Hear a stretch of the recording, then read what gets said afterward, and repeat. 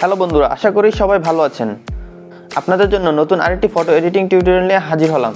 তো আজকের ভিডিওর টপিক হচ্ছে কিভাবে আমরা এইসব ছবি, দেখুন আমাদের এই ছবিটার ফেসে অনেকগুলো দাগ আছে, অনেক স্পট রয়েছে।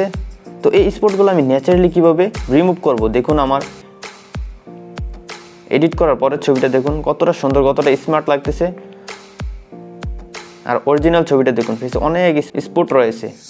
তো এগুলো খুব সহজেই আপনার মোবাইল ফোন দিয়ে আপনি করতে পারবেন এই কাজটা।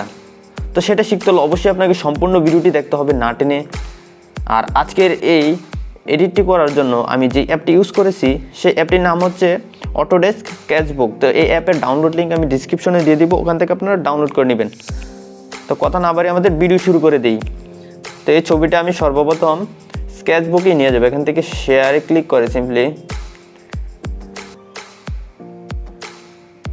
অটোডেস্ক চলে আসলাম আমার অটোডেস্কে। তো আপনি আসার পরে সেম এরকম একটা ইন্টারফেস আসবে। আসার পরে দেখুন নিচে একটা ছোট্ট একটা বিন্দু দেওয়া আছে, এটাতে জাস্ট একটা ক্লিক করে দিবেন। দেওয়ার পরে এরকম কিছু অপশন চলে আসবে। অপশন আসার পরে এখানে আপনার দেখুন মাঝখানে একটা ব্রাশ দেওয়া আছে। তো বাই ডিফল্ট আপনার এখানে একটা পেন্সিল দেওয়া থাকবে। তো এই ব্রাশটাতে জাস্ট একটা ক্লিক করে দিবেন। দেওয়ার পরে এরকম আসবে আপনার কাছে। এরকম আসার পরে আপনি নিচে যাবেন। নিচে যাওয়ার পরে দেখুন এখানে স্মুথ লেখা আছে। তো এখান থেকে অনেকগুলো ব্রাশ আছে। এই ব্রাশগুলো থেকে আপনি এই ব্রাশটা সিলেক্ট করে নেবেন। আপনারা দেখতে পাচ্ছেন আমি একটা ব্রাশ সিলেক্ট করে রেখেছি। এটা সিলেক্ট করার পরে আরেকটি কাজ আছে। উপরে দেখুন এখানে লাইব্রেরি লেখা, তারপরে সেটিংস লেখা। এখানে সেটিং আমি ক্লিক করে দেবো। ক্লিক করে দেওয়ার পরে এখান থেকে আপনারা সাইজটা দিয়ে নেবেন ব্রাশের। ওকে, দেখুন উপরে প্রিভিউ দেখাচ্ছে সাইজের, অবশ্যই আপনারা দেখতে পাচ্ছেন। তো আমি সাইজটা এতটুকু রেখে দিলাম। তারপরে ফ্লোটা একদম কম করে দিবেন। আমি এখানে 7 করে দিলাম। ওকে, তারপর স্ট্যান্স এটা আপনারা 10% বা 12% করে দিতে পারেন। তো যা আছে আমি তাই রেখে দিব। ওকে, তো আমি এখান থেকে খালি জায়গায় ক্লিক করব। খালি জায়গায় একটা ক্লিক করে দিলাম, তারপর আবার খালি জায়গায় ক্লিক করব। তো এখন আমি আমার ফেসের যেসব জায়গায় দাগ আছে এসব জায়গায় আমি ব্রাশ করা শুরু করে দেবো। দেখুন আমি কিভাবে করি, একটু ভালো করে খেয়াল করুন।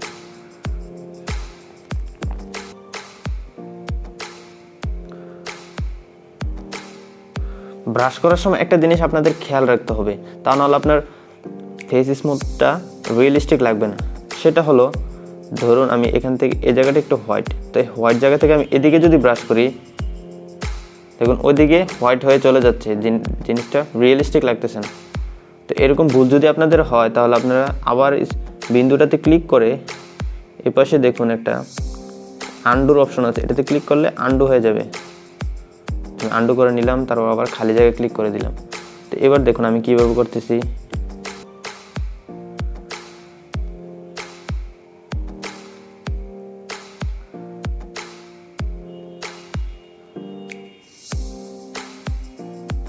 তো আপনারা অবশ্যই দেখতে পাচ্ছেন ফেসটা কত সুন্দর করে স্মুথ হয়ে যাচ্ছে।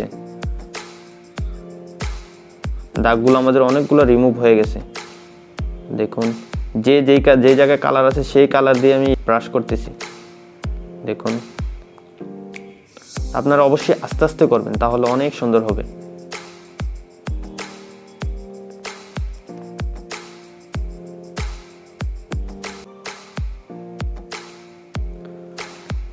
আপনার ব্রাশটা যদি বড় থাকে এসব জায়গায় যখন ব্রাশ করতে যাবেন তখন এই বিন্দুটাতে ক্লিক করে এই ব্রাশটাতে একটা ক্লিক করে দিবেন। তো এখান থেকে আবার সাইজটা ছোট করে নেবেন। ওকে, আমি সাইজটা একটু ছোট করে নিলাম, তারপর এই জায়গাটা একটু ব্রাশ করে দিলাম।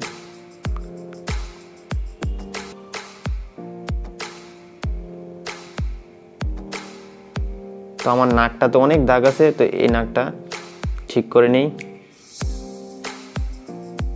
এই পাশ থেকে একটা টান দিবেন, এই পাশ থেকে একটা টান দিবেন, তাহলে কালারটা মিক্স হয়ে রিয়েলিস্টিক হয়ে যাবে।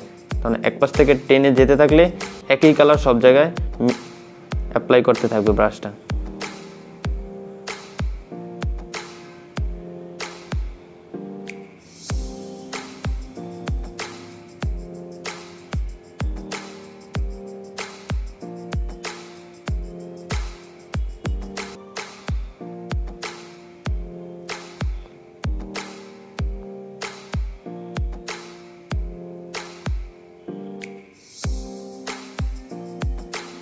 তোমার ব্রাশটা আবার একটু বড় করে নিই।